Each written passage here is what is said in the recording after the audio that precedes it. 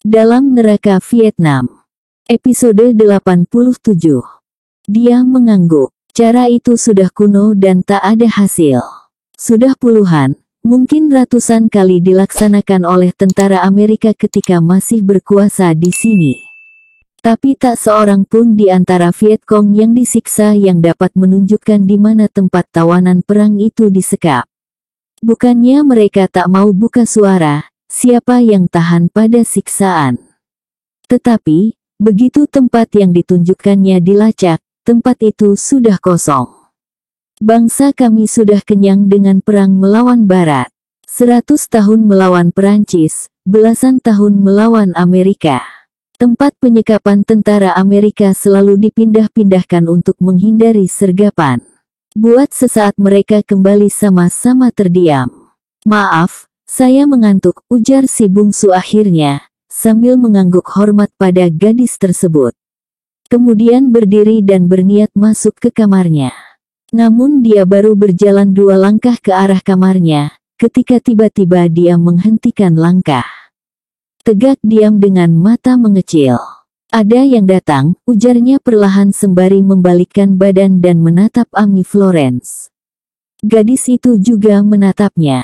Maksudmu, paling tidak ada 30-an tentara di luar sana, kini berada sekitar 50 meter dari sini.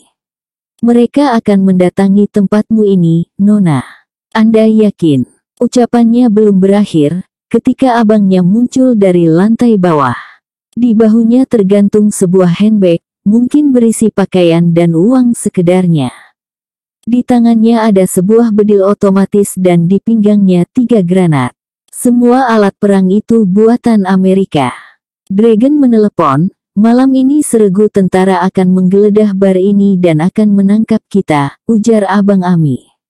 Amy Florence menatap pada si bungsu. Anda mampu mendengar langkah mereka kendati mereka masih jauh? Tanya gadis itu, nyaris tak percaya.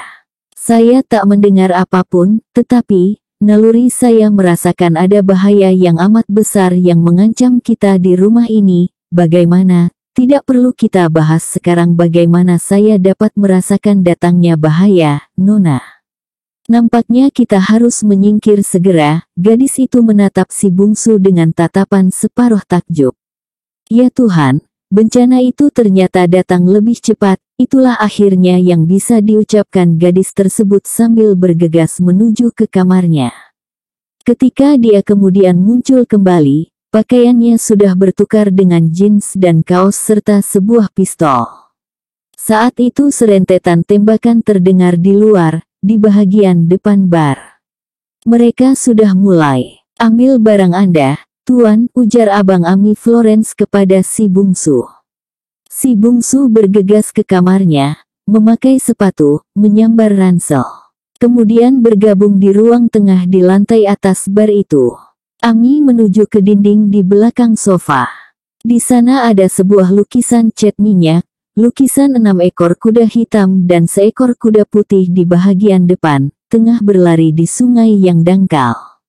Air sungai tersibak tinggi ke kiri dan ke kanan akibat rancahan kaki kuda yang berlari kencang itu. Sebuah lukisan yang indah. Di balik lukisan itu ternyata ada sebuah tombol.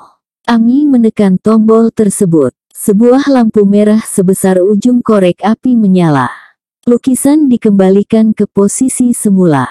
Tombol dengan lampu merah itu tertutup kembali. Di bawah, sebuah ledakan granat membuat pintu bar hancur berkeping. Beberapa detik kemudian belasan tentara Vietnam menghambur masuk sembari memuntahkan peluru dari senapan otomatis merek Kalashnikov buatan Rusia. Kita berangkat, ujar Amy. Didahului Abang Amy Florence, mereka menuruni tangga. Amy di tengah dan si bungsu paling belakang. Hanya beberapa detik, mereka sudah sampai di lantai bawah. Menjelang sampai di lantai bawah, Abang Amy mencabut sebuah paku di dinding. Lantai di depan tangga paling bawah kelihatan bergeser secara otomatis. Ada tangga menuju ruang bawah tanah. Mereka segera turun, dan lantai beton setebal lebih kurang setengah meter dengan ukuran 1 meter persegi itu segera merapat kembali hanya 2 detik setelah si bungsu masuk. Hanya dalam hitungan detik setelah lantai itu merapat, dua tentara Vietnam yang selesai mengobrak-abrik isi bar itu sampai pula di tangga tersebut. Namun mereka tak melihat sesuatu yang ganjil di lantai. Lantai itu terbuat dari ubin yang nampaknya dibuat berpetak-petak besar sebagai kamuflase. Kalaupun orang melihat dengan cermat, takkan kentara bahwa salah satu dari petak-petak yang sama besar itu adalah pintu rahasia yang bisa dibuka dan ditutup. Kini pintu rahasia itu sudah mustahil dibuka, kecuali dengan bom. Sebab alatnya sudah dirusak. Alat itu adalah paku yang tadi dicabut Abang Ami saat akan turun. Seorang kapten, pimpinan peleton yang melakukan penyergapan itu, segera memerintahkan 3 anak buahnya untuk naik ke lantai atas. Ketiga prajurit itu segera menghambur. Sesampai di atas, mereka menembaki kamar, tempat tidur dan sofa tamu. Mereka tak ada di sini, lapor salah seorang dari yang naik bertiga tadi. Si kapten diiringi belasan tentara lainnya segera naik. Mereka memeriksa laci-laci, koper, lemari, merobek tilam dan bantal dengan sangkur dalam usaha mencari dokumen. Karena tak ada apapun yang ditemukan, si kapten menatap dinding ruangan atas tersebut. Matanya yang sipit memperhatikan foto lukisan dan aksesori lainnya yang bergantungan di dinding. Dia memerintahkan anak buahnya untuk menurunkan semua yang tergantung itu. Ketika lukisan 7 ekor kuda di belakang sofa diangkat, kelihatan sebuah tombol kecil berwarna merah. Tentara yang menurunkan lukisan itu memanggil komandannya. Si komandan dan 2 perwira bawahannya segera berkerubung ke sana. Mereka mengerutkan kening, memikirkan tombol apa itu gerangan. Si komandan meraba dinding di sekitar tombol kecil itu, hanya sesaat, tiba-tiba wajahnya berubah pucat. Bom! Teriaknya sambil melangkahi sofa untuk lari menghindar. Namun itulah ucapannya yang terakhir. Sebuah letusan yang amat dahsyat segera terdengar. Gedung berlantai 2 yang digunakan selama bertahun-tahun untuk bar itu, berikut sekitar 25-an tentara Vietnam yang ada di dalamnya, hancur lebur menjadi serpihan yang tak dikenal. Ami, abangnya serta si bungsu, yang berada hanya 2 meter di bawah lantai bangunan tersebut, merasakan guncangan yang amat keras. Namun lantai di bawah tanah itu nampaknya memang dirancang khusus untuk perlindungan. Selain guncangan yang cukup keras, tak ada akibat lain bagi ruang bawah tanah tersebut. Sebuah lampu neon yang dihidupkan dengan aki menerangi ruang di mana mereka kini berada. Mereka semua, berapa orang pun jumlahnya di atas sana, sudah menjadi serpihan yang tak bisa dikenali, ujar Ami perlahan. Mereka saling bertatapan. Si bungsu menjadi paham, bahaya yang senantiasa mengancam, membuat rumah ini dilengkapi dengan ruang bawah tanah untuk bersembunyi dan sekaligus bom waktu yang juga tersembunyi di balik dinding atau mungkin di bawah tempat tidur, untuk menghancurkan siapapun yang berniat mencelakai pemilik rumah ini. Si bungsu juga yakin banyak rumah-rumah di kota ini, mungkin banyak rumah di seluruh kota-kota Vietnam, yang dipersiapkan oleh pemiliknya dengan bom waktu atau ranjau seperti rumah ini. Perang ganas yang amat panjang membuat orang harus tetap waspada setiap detik akan munculnya bahaya yang bisa merenggut nyawa mereka. Kalian menjadi buronan sekarang. Kemana kalian akan pergi? Seluruh pelosok negeri ini dipenuhi oleh tentara. Dalam waktu singkat foto kalian tentu sudah akan disebarkan, ujar si bungsu sambil menatap Ami Florence. Gadis itu menarik nafas, menatap pada abangnya, kemudian menatap pada si bungsu. Kemungkinan buruk seperti ini sudah dikaji akan terjadi. Karenanya, apa yang akan kami perbuat dan kemana kami akan pergi juga sudah diprogram, ujar Ami perlahan. Sebaiknya kita ke ruang kuning, ujar abang Ami Florence. Ya, saya rasa tak ada yang harus kita tunggu di sini. Mari pergi, ujar Ami sambil menyandang ranselnya. Abang Ami bernama Leduan, yang di atas tadi memperkenalkan dirinya kepada si bungsu, segera melangkah duluan. Ruangan di mana kini mereka berada hanya ruangan kecil ukuran 2 kali 2 meter. Ada beberapa senter, tali temali, sekop, linggis, bedil, kotak-kotak peluru dan beberapa granat tangan. Le Duan mengambil sebuah senter, kemudian mulai melangkah. Di hadapan mereka ada dinding tanpa pintu. Ada beberapa paku tempat menggantungkan tali temali dan mantel. Le Duan mengambil tali nilon, kemudian menarik pakunya. Dia berjalan ke sisi dinding yang di kanan. Di dinding itu ada beberapa lubang bekas paku yang sudah dicabut. Le Duan memasukkan paku itu ke salah satu lubang tersebut. Tiba-tiba terdengar suara getaran lemah, lalu dinding di depan mereka, di mana tadi Le Duan mencabut paku, bergerak ke kiri. Dalam beberapa detik, pertemuan dua dinding di kanan mereka terlihat menjarak. Lalu dinding itu berhenti setelah bergeser sekitar 1 meter. Persis untuk orang lewat. Le Duan menghidupkan senter, lalu melangkah ke ruang di balik kamar di mana kini mereka berada. Ami menyuruh si bungsu berjalan duluan. Begitu mereka sampai di kamar sebelah, Ami menekan sebuah tombol di dinding. Pintu rahasia itu kembali tertutup. Suasana tiba-tiba menjadi gelap gulita. Ami menghidupkan senter, sementara abangnya sudah berjalan duluan di depan, menyelusuri lorong sempit bawah tanah itu.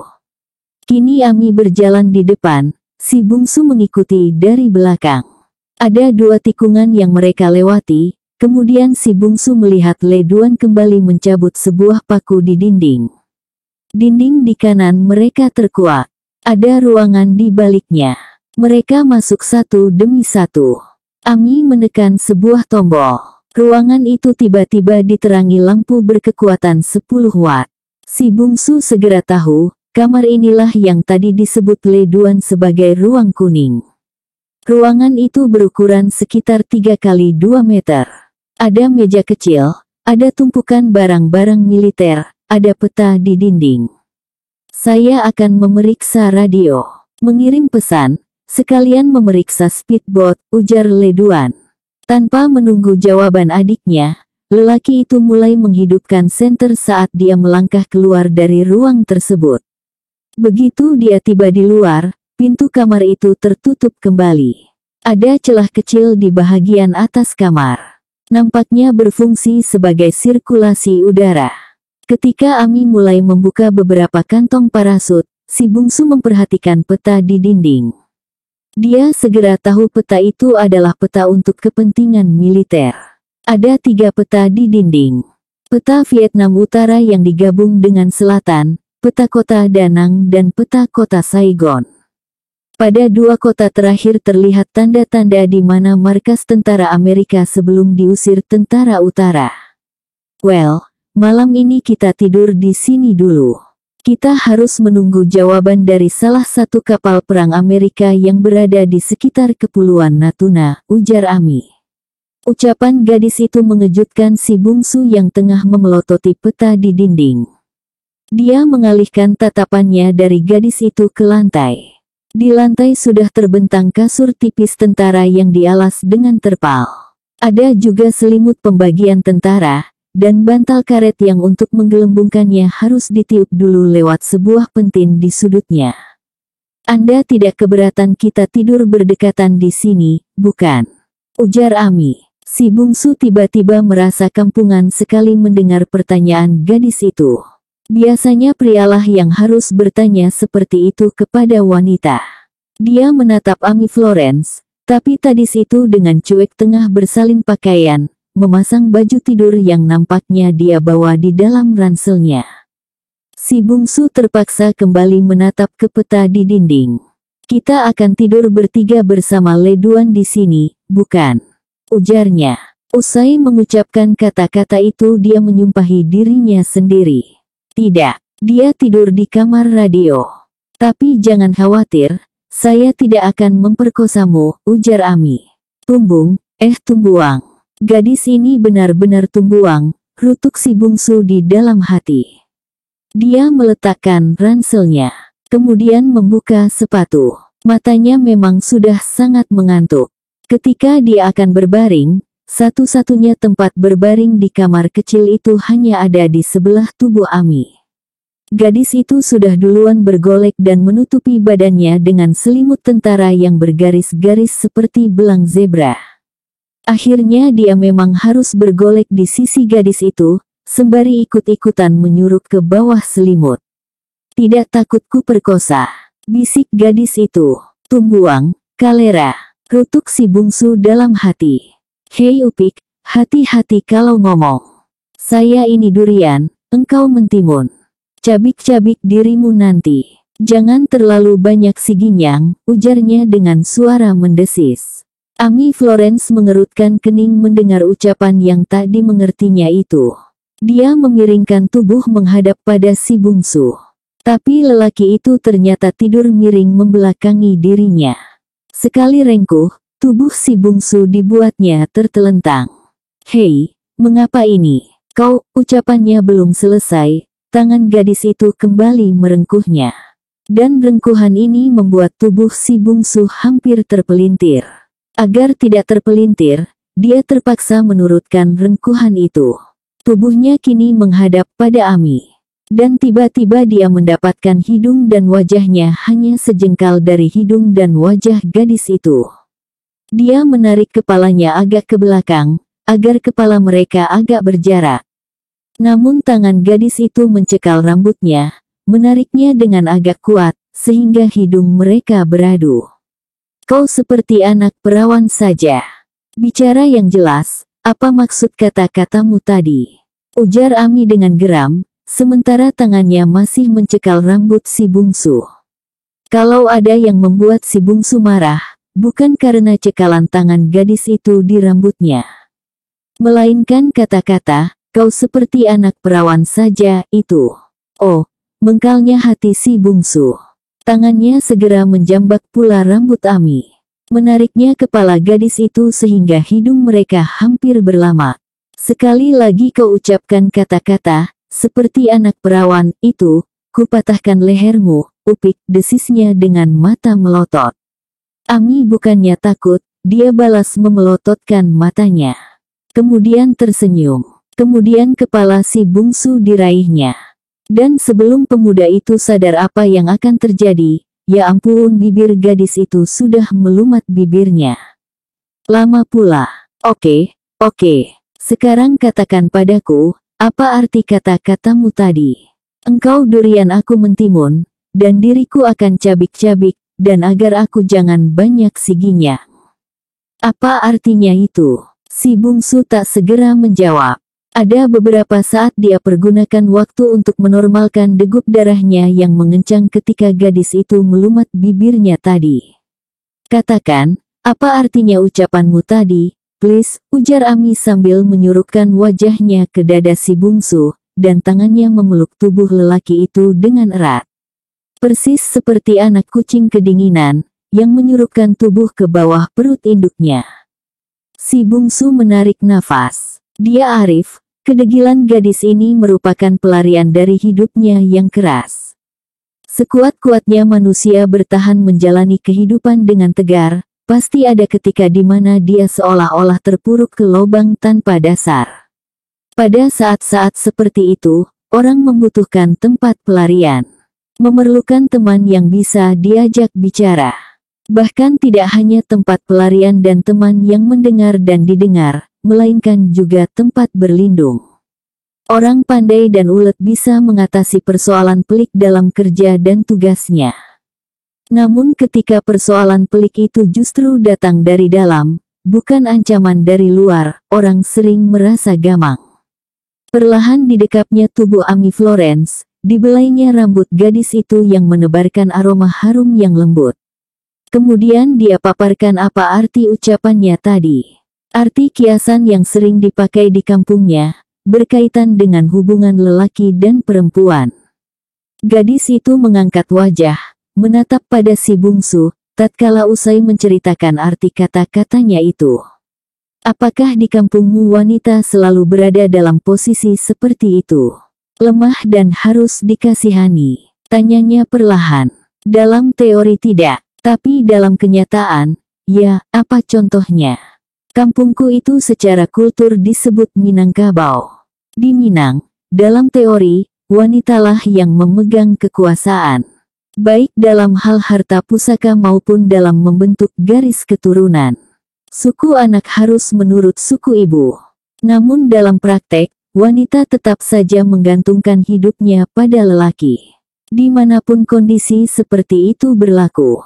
Bagaimana mungkin menerapkan persamaan hak dan kewajiban dalam kehidupan secara real, wanita selalu dalam posisi terjajah.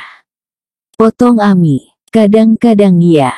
Namun sebenarnya mereka dilindungi. Kaum lelaki punya kewajiban membuatkan rumah bagi istri dan anak-anaknya. Ami kembali menyurupkan wajahnya ke dada si bungsu. Lama mereka saling berdiam diri. Tangan Ami mempermainkan anak rambut di tengkuk si bungsu. Bungsu. Si bungsu tak menjawab, engkau punya istri di kampungmu. Si bungsu masih tak menjawab. Dia tentulah wanita cantik yang sangat beruntung. Si bungsu tak berkomentar sepatah kata pun. Berapa orang anakmu? Si bungsu memejamkan mata. Tetap tak menjawab. Lama mereka sama-sama berdiam diri. Bungsu. Iya. Maafkan kalau pertanyaanku, tak ada yang harus dimaafkan. Karena tidak ada yang harus dijawab, maksudmu. Aku tidak punya anak, oh maafkan aku juga belum pernah menikah. Gadis itu mengangkat wajahnya yang tadi disurupkan ke dada si bungsu. Menatap wajah pemuda yang hanya berjarak setengah jengkal dari wajahnya. Lama diperhatikannya wajah pemuda tersebut. Kemudian dia kembali menjadi anak kucing yang kedinginan, menyurupkan wajahnya ke dada si bungsu. Sebagai seorang ahli ilmu jiwa, Ami segera bisa mengetahui bahwa lelaki yang dipeluknya dan yang memeluknya ini tidak berbohong sedikit pun. Lebih dari itu, dari sinar matanya Ami juga mengetahui bahwa lelaki ini seorang yang sering dikecewakan wanita. Bekasnya amat dalam menggurat pada sinar mata dan air mukanya. Maafkan pertanyaanku tadi, tidak apa-apa, jangan difikirkan, bungsu. Ya, kau ke Vietnam ini disebabkan merasa hidup tak ada guna, karena dikecewakan seorang gadis. Si bungsu ingin menamparkan gadis itu. Namun itu tak dia lakukan, karena apa yang dikatakan gadis ini 85,5% benar. Yang 14,5% lagi karena dia benar-benar ingin membantu Alfonso Rogers. Karenanya dia tetap berdiam diri. Siapapun gadis yang tega meninggalkan dirimu, orangnya sungguh keterlaluan, bisiknya dari dalam dekapan si bungsu. Si bungsu masih berdiam diri. Sudah berapa lama engkau meninggalkan kampungmu? 3 tahun, selama itu engkau di Amerika. Ya, sepi setelah itu. Si bungsu menarik nafas, dia senang kalau gadis ini tak ngomong lagi. Apalagi omongannya terus-terusan menyucuk puncak dadanya. Dia sudah mulai memejamkan mata. Tetapi, bungsu, kalau sudah 3 tahun engkau meninggalkan kampungmu, berarti gadis yang meninggalkan dirimu itu kini ada di Amerika, bukan? Si bungsu merasa sakit perutnya, sakit jantungnya. Tapi tiba-tiba saja dia ingin tahu, sampai di mana hebatnya gadis ini bisa menebak apa yang sudah terjadi pada dirinya. Dia lalu memutuskan berada pada posisi sebagai penyerang. Ami, ya, di negeriku cewek seperti engkau punya gelar yang cukup hebat dan menarik. Gelar apa itu? Upik Astep dan Upik Asngom, gelar apa pula itu, sehingga disebut sebagai cukup hebat dan cukup menarik. Di Minang, Upik itu panggilan untuk seorang gadis secara umum. Butet kalau di Tapanuli, gelis kalau di Jawa Barat, nona kalau bahasa Indonesianya. Astep itu singkatan dari katakan, asal tebak, sementara Asngom singkatan dari kata-kata, asal ngomong. Aduh, mak, ampun. Dia tak bisa menyelesaikan penjelasannya. Dia terpekik-pekik, antara sakit dan geli. Soalnya Ami Florence yang merasa diolok-olok dengan gemas mencubit dadanya. Masih mau mengolok-ngolok, ancam Ami sambil segera menempelkan mulutnya yang ternganga, dengan gigi siap menerkam ke dada si bungsu. Tidak Makooi. Ampunlah aku. 11 dengan kepala, ujarnya dengan bulu tengkuk merinding. Ami justru menjadi heran dengan kata-kata 11 dengan kepala itu. 11 dengan kepala, kalimat aneh apa pula itu? Kenapa tidak 9, 7 atau 25? Ujarnya. Meski bulu romanya merinding, karena mulut dan gigi gadis itu menempel terus di dadanya, seperti perangko nempel di amplop, si bungsu mau tak mau terpaksa tertawa juga mendengar pertanyaan gadis tersebut. Entah kenapa, tiba-tiba saja dalam berbicara dengan gadis ini dia banyak mengeluarkan kata-kata yang berasal dari rumpun bahasa kampungnya. Yang tentu saja tak dimengerti oleh Ami Florence, dan sekaligus mengusik keingintahuan gadis itu. Oke, kuceritakan. Tapi mulut dan gigi Drakulamu itu jangan ditempelkan terus ke dat. Aduh, dia terpekik lagi. Ami rupanya jadi jengkel giginya disebut gigi Dracula. Dia lalu menggigit dada si bungsu, yang menyebabkan pemuda itu terpekik. Sebut lagi gigiku gigi Dracula, ujar Ami, sembari mengangkat kepala dan menyeringaikan giginya yang putih di hadapan wajah si bungsu. Tak cukup hanya sampai menyeringaikan gigi saja, gadis itu tiba-tiba mempergunakan giginya untuk menyambar bibir si bungsu, dan menggigitnya dengan gemas. Bibir si bungsu terkalayak, menjadi doer seperti bibir Mick Jagger, penyanyi rock yang berbini cantik amat itu. Ampun, ujarnya.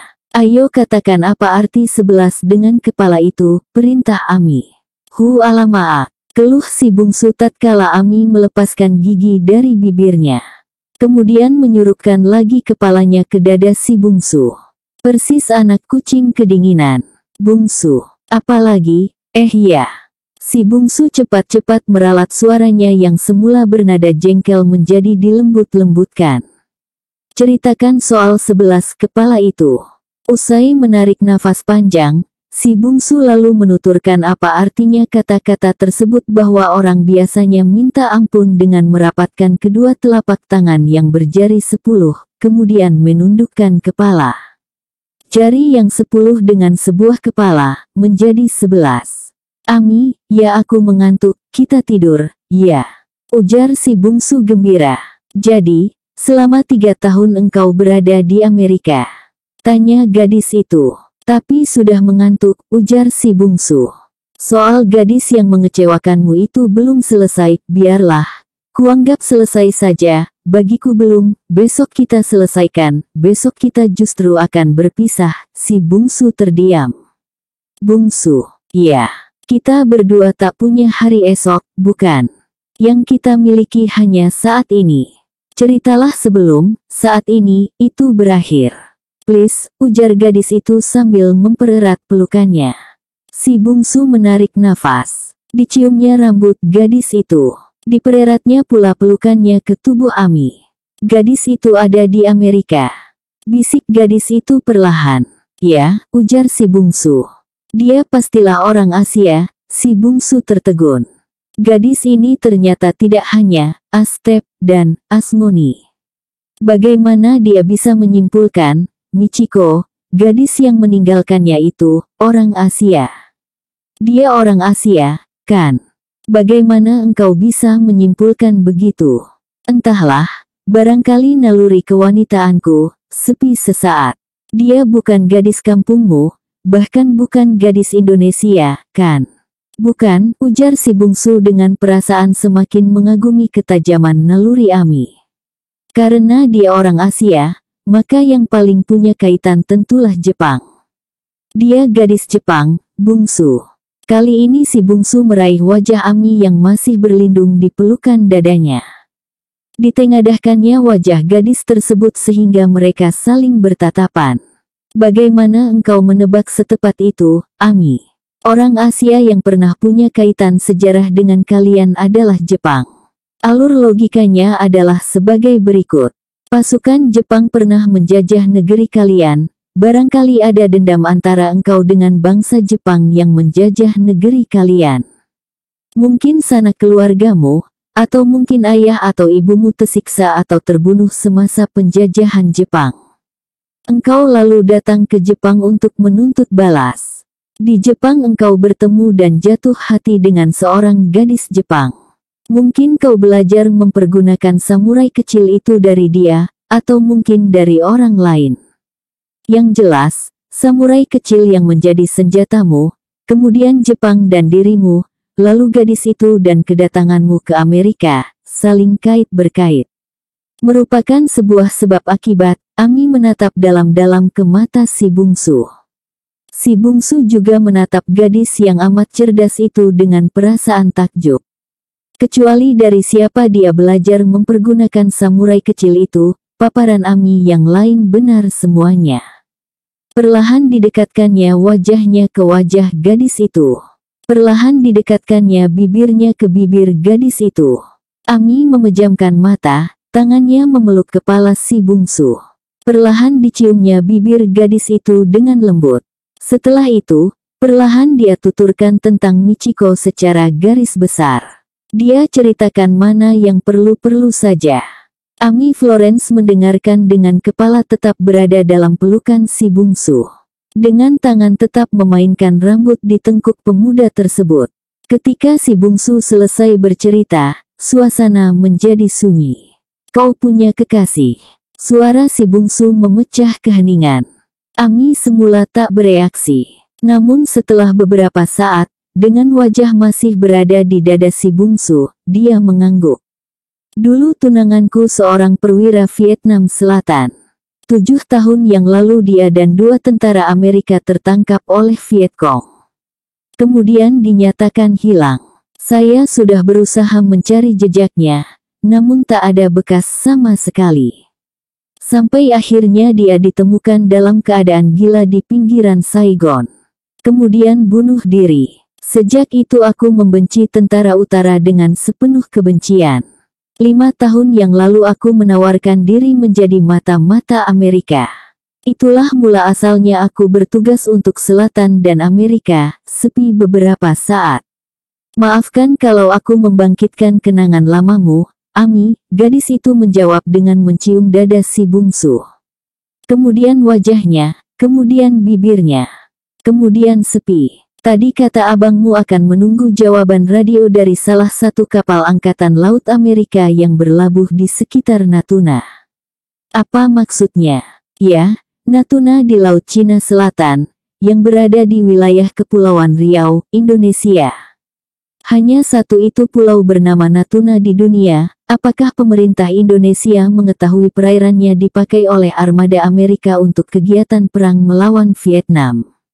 Pasti tahu. Amerika bukan negara bodoh yang tak tahu hukum perairan internasional. Militer dan pemerintah Indonesia juga bukan orang-orang tak bersekolah. Tentu ada pembicaraan diam-diam di tingkat paling tinggi. Perairan itu sudah lama sekali dimanfaatkan Amerika, sejak pecah perang Teluk Tonkin tahun 63-an.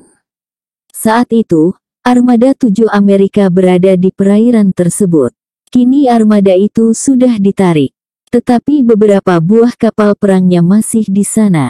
Menunggu perintah-perintah darurat. Misalnya untuk menyelamatkan dan mengungsikan orang-orang tertentu, jumlahnya mungkin masih ratusan di daratan Vietnam ini. Itu di luar orang yang dinyatakan sebagai yang hilang dalam bertugas, antara lain seperti engkau dan abangmu. Ya, kalian akan diantarkan kemana? Terserah kemana kami inginkan. Bisa ke Inggris, Perancis, Filipina, ke Jepang atau Honolulu. Bisa langsung ke Amerika, kalian akan hidup di penampungan. Yang bertugas khusus seperti kami, tidak. Kami akan diberi status warga negara Amerika. Diberi perumahan, mobil, biaya hidup untuk jangka tertentu. Lamanya bisa 2 atau 3 tahun. Juga diberi pekerjaan sesuai keahlian yang dimiliki. Kita bercerita terus. Dapatkah kita memanfaatkan sisa waktu kita yang sedikit ini tidak hanya dengan bercerita? Bisik Ami sembari mempererat pelukannya di tubuh si bungsu. Di atas sana embun sudah sejak tadi turun mendekap bumi. Namun di reruntuhan bangunan yang diledakkan dengan bom waktu, ada lusinan tentara Viet Cong sedang bekerja. Mereka mengais tiap kepingan puing, mengumpulkan serpihan tubuh tentaranya yang bercerai-berai oleh bom. Yang lain memblokir areal seluas 2 hektar di belakang dan di kiri kanan bar itu. Memeriksa setiap rumah dan lorong dalam usaha mencari pemilik bar itu.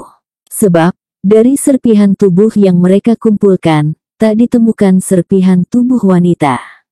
Tak ada juga serpihan tubuh lelaki dengan pakaian sipil. Berarti ketiga pemilik bar ini, blasteran Vietnam Perancis yang amat dicurigai itu, selamat dari ledakan bom. Artinya lagi, mereka sudah lebih dahulu menyingkir, sebelum bom meledak. Setiap yang bergerak di tempat-tempat yang dicurigai pasti diperiksa oleh tentara Vietnam dengan ketat. Seringkali yang bergerak dan dicurigai itu hanya kucing atau anjing. Seekor kucing berwarna hitam bertubuh besar, yang muncul dari sela-sela semak di bawah 2 batang pohon palem, hampir saja ditembak. Kucing besar itu terkejut ketika matanya disorot senter. Dia melompat ke antara 2 pohon palem lain yang di bawahnya ditumbuhi rerumputan lebat. Tentara Vietnam yang tadi terkejut mengarahkan senternya ke bawah pohon palem itu.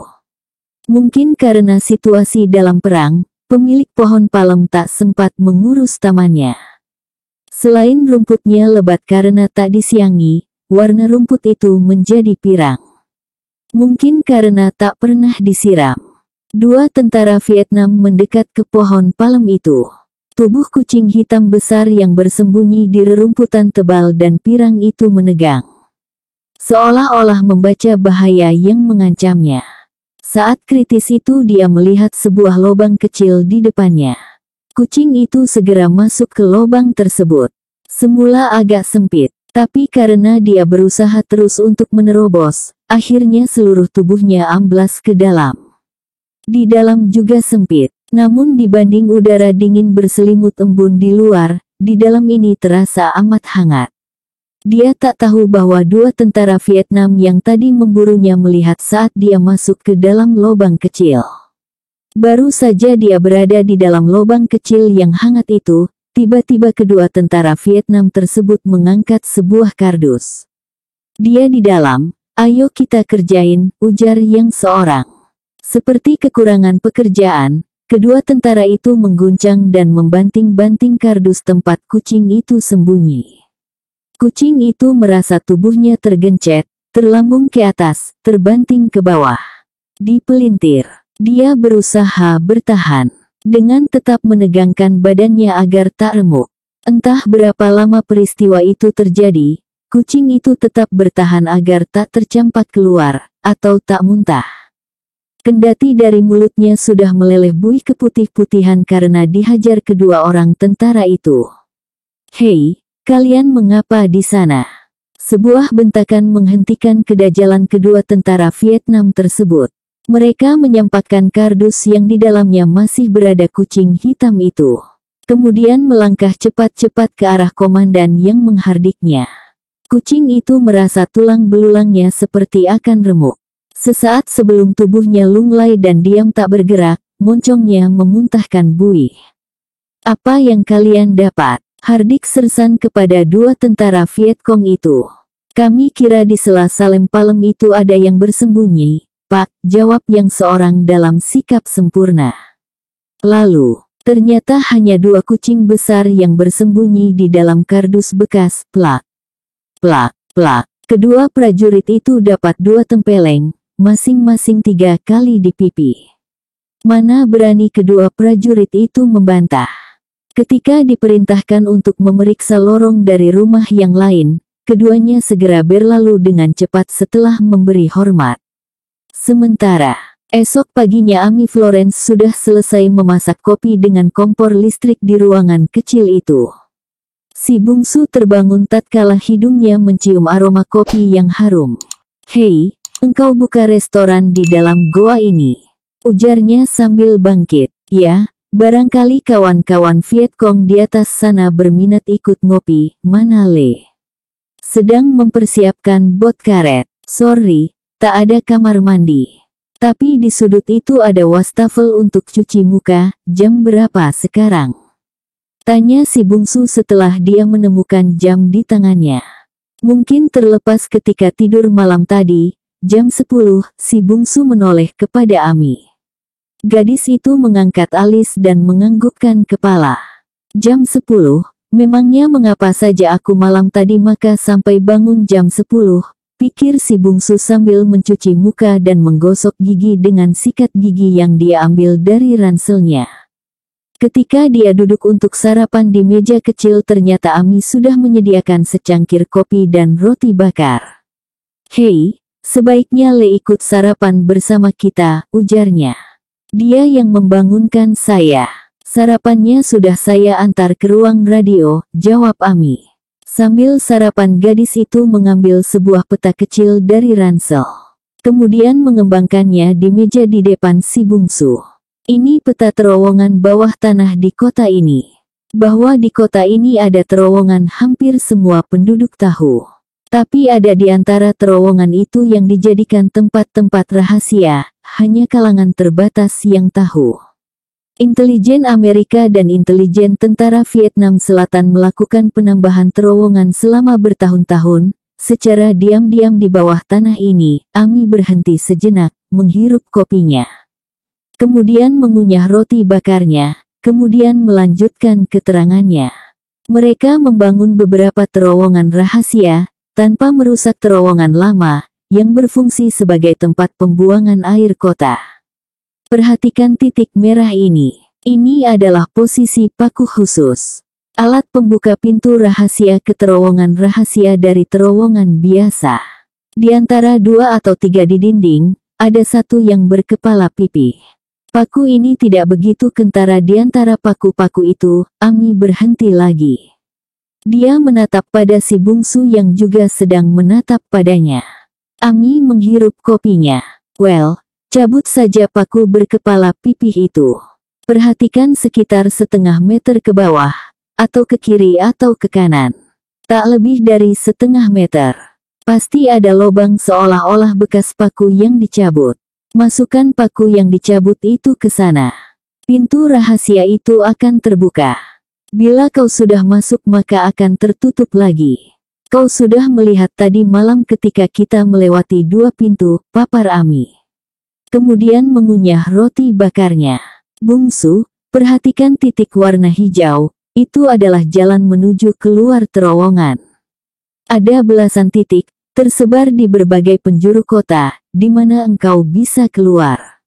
Engkau bisa saja keluar di sebuah gudang kosong, di belakang pasar, di balik pohon besar, di bengkel tua, atau di bahagian belakang gedung olahraga."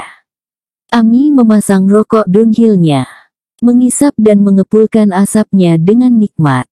"Bila engkau berada di bahagian luar sana, dan ingin masuk ke terowongan rahasia, perhatikan warna merah. Itu adalah tanda pengumpil. Mungkin terlihat hanya sebagai sebuah besi tua, mungkin berbentuk tong sampah, mungkin berbentuk tiang bendera. Benda-benda itu harus engkau putar setengah putaran. Pintu rahasia berada setengah meter dari pengumpil itu. Mungkin di tanah, mungkin di dinding rumah, mungkin di dasar parit besar. Well, semua yang kau perlukan telah kupaparkan," ujar Ami mengakhiri uraiannya. Ketika itu pintu terbuka. Le Duan, Abang Ami Florence masuk ke ruangan. Diikut duduk di samping si bungsu setelah terlebih dahulu menyapa dan menyalami anak muda tersebut dengan ramah. Ami menuangkan secangkir kopi untuk abangnya itu. Kemudian mengoleskan selai ke roti yang sudah dibakar. Memberikannya kepada Le Duan. "Nampaknya ada sesuatu yang penting," tanya Ami pada abangnya. Le Duan mengunyah roti di mulutnya, menelannya. Kemudian menghirup kopi. Lalu menatap pada si bungsu, kemudian pada Ami. "Kita terpaksa merubah rencana. Kita tidak bisa pergi memakai speedboat karet. Komandan kapal USS Alamo sudah lama meninggalkan perairan Natuna dan kini siaga sekitar 200 mil dari Pulau Hainan mengabarkan perairan Teluk Tonkin sudah dipenuhi puluhan kapal perang Vietnam Utara," papar Le Duan sambil berhenti sejenak, mengunyah kepingan roti bakar di tangannya. Usai menghabiskan roti bakar, dia menyambung lagi. 3 kapal dan 2 speedboat yang dipakai orang-orang Vietnam untuk melarikan diri mereka tangkap. Resiko tertangkap dengan memakai bot adalah 9:1. Karenanya, untuk mencapai USS Alamo kita amat disarankan memakai balon udara. Masalahnya, balon tergantung dari arah hembusan angin. Angin hanya berhembus ke arah laut di siang hari. Malam hari angin berhembus dari darat ke laut. Gravitasi alam menyebabkan hal itu terjadi sejak dunia berkembang. Le Duan berhenti lagi, kemudian menatap adiknya. Melarikan diri dengan balon di siang hari sama dengan menyerahkan leher ke tiang gantungan. Dengan senang hati tentara Vietnam akan menjadikan kita sasaran tembak meriam-meriam penangkis udara mereka, bukan? Ujar Auntie Florence. Le Duan menghirup sisa kopinya yang terakhir. Dia tak perlu mengomentari ucapan adiknya dengan menggeleng atau mengangguk. Tak seorang pun yang bicara setelah itu. Mereka saling bertatapan dalam diam. Saya rasa, menyelinap dalam kegelapan malam dengan speedboat berkecepatan tinggi jauh lebih punya kemungkinan untuk lolos daripada memakai balon di siang hari, ujar si bungsu. Tetapi perairan yang akan dilalui penuh kapal-kapal perang yang juga berkecepatan tinggi, ujar Le Duan. Mereka kembali saling menatap dengan diam. Berapa lama USS Alamo bisa menanti? Tanya si bungsu. Kapal-kapal perang Amerika secara bergantian akan bertahan di perairan internasional itu dalam setahun ini, ujar Auntie. Jika saat ini risiko melarikan diri amat tinggi, maka alternatif yang tersisa tetap bertahan di terowongan bawah tanah ini, sampai keadaan memungkinkan untuk pergi. Untuk itu, setiap hari kontak tetap dilakukan dengan USS Alamo. Mereka bisa memonitor keadaan laut dengan radar mereka. Minta mereka mengabarkan jika mereka melihat ada kesempatan untuk pergi, ujar si bungsu. Le Duan menatap anak muda di sampingnya itu. Kemudian menatap adiknya. Mereka sama-sama tersenyum. Anda benar. Kenapa harus cepat-cepat menghadang maut, kalau di sini masih tersedia makanan untuk 2 atau 3 bulan? Siang hari kita tidur, malam hari kita gentayangan di luar. Siapa tahu ada hal-hal lain yang bisa kita perbuat di luar sana. Saya rasa, saya harus menyampaikan saran Anda ke Komandan USS Alamo, ujar Le Duan sambil menyalami si bungsu, kemudian bangkit dan keluar dari kamar tersebut. Well, kita nampaknya harus mencari catur, agar bisa bertahan dan betah di bawah terowongan ini, ujar Ami. Si bungsu tersenyum. Dia meraih dan memperhatikan peta yang penuh tanda-tanda rahasia yang tadi diberikan Auntie. Anda akan keluar ke atas sana, ujar Ami. Sesegeranya, jawab si bungsu. Gadis itu tertegun. Maksudmu? Si bungsu menatap gadis itu. Ami Florence menatap si bungsu, seperti menanti sesuatu yang tidak diharapkannya. Engkau harus menjalankan tugasmu, saya harus menjalankan tugas saya, bukan? Engkau akan segera pergi untuk mencari Rosie Roger. Si bungsu mengangguk. Ami Florence merasa sesak nafasnya. Tidakkah, dia tak jadi melanjutkan ucapannya. Tiba-tiba saja gadis yang terbiasa menghadang maut itu, yang mahir menggunakan senjata dan mampu membunuh tanpa berkedip, kini berubah dan kembali ke fitrahnya sebagai seorang wanita yang membutuhkan kasih sayang dan perlindungan. Hei, apa yang salah? Ujar si bungsu kaget, tatkala melihat mata gadis cantik itu berkaca-kaca. Ami Florence menggelengkan kepala, membuang pandangan ke tempat lain. Dia berusaha untuk tidak menjadi sentimemil. Namun usahanya gagal. Matanya basah. Hei, ada apa? Ujar si bungsu lagi, sambil memegang tangan Ami Florence. Gadis itu menggeleng. Kapan engkau akan pergi, bungsu? Ujarnya sambil mencoba untuk tersenyum. Namun senyumnya lenyap ketika akan mulai. Dia menunduk, tak berani menatap pada si bungsu. Hei, si bungsu menghentikan ucapannya. Sebagai seorang lelaki yang sudah malang melimang dalam berbagai kemelut hidup, tiba-tiba dia jadi arif. Ucapannya tadi, yang menyatakan bahwa dia akan segera pergi menjadi penyebab gadis ini tiba-tiba menjadi murung. Ditatapnya gadis itu, lama sekali. Ami semula hanya menunduk, namun merasa ditatap terus, perlahan dia mengangkat wajah. Menatap si bungsu dengan mata basah. Malam nanti kita coba keluar, oke? Ujar si bungsu sambil mengenggani tangan Ami Florence. Wajah gadis itu tiba-tiba berubah ceria. Ajakan keluar itu berarti si bungsu takkan segera pergi. Paling tidak masih ada waktu baginya untuk tetap bersama-sama semalam lagi. Gadis itu tersenyum dan mengangguk. Lalu malamnya, saat si bungsu menunggu Ami bertukar pakaian di ruangan di mana tadi mereka ngobrol, tiba-tiba pintu terbuka. Sesosok lelaki muncul dari kamar di mana Ami bertukar pakaian tadi. Si bungsu menatap nanap pada lelaki berambut pendek, berkumis tipis, muda dan tampan yang kini tegak di depannya. Lelaki itu tersenyum padanya. Kemudian dengan lagak kegenit-genitan dia mendekati si bungsu. Lalu tanpa tanpa bu, lelaki itu memeluknya. Membelai pipinya. Si bungsu merinding. Kemudian lelaki muda itu berbuat lebih jauh lagi. Tiba-tiba saja dia merengkuh kepala si bungsu sembari mendekatkan bibir. Si bungsu berusaha mengelak. Namun lelaki itu nampaknya sudah amat bernafsu, dan cup. Bibir si bungsu kena terkam bibir lelaki itu. Semakin keras si bungsu menolakkan tubuh lelaki itu. Semakin keras pula lelaki tampan berkumis pendek itu memeluk dan melumat bibirnya. Sampai nafasnya sesak. Setelah puas, lelaki itu melepaskan bibirnya dari bibirnya si bungsu, tapi tidak pelukannya. Kemudian lelaki muda itu cengar-cengir. Menjilat bibirnya sendiri dengan lidahnya yang merah. Asyik juga jadi homo, ya. Ujarnya sambil tersenyum. Si bungsu tak bisa menahan mukanya untuk tidak menjadi merah. Ini muka menjadi merah tentu karena nafsu atau karena malu. Pasti bukan karena marah. Iya kan, ya kan? Ujar lelaki berkumis itu sambil tersenyum dan tangannya malah dengan ramahnya mencubit pipi si bungsu. Ini orang gila, rutuk si bungsu. Lelaki tampan itu tertawa cengengesan.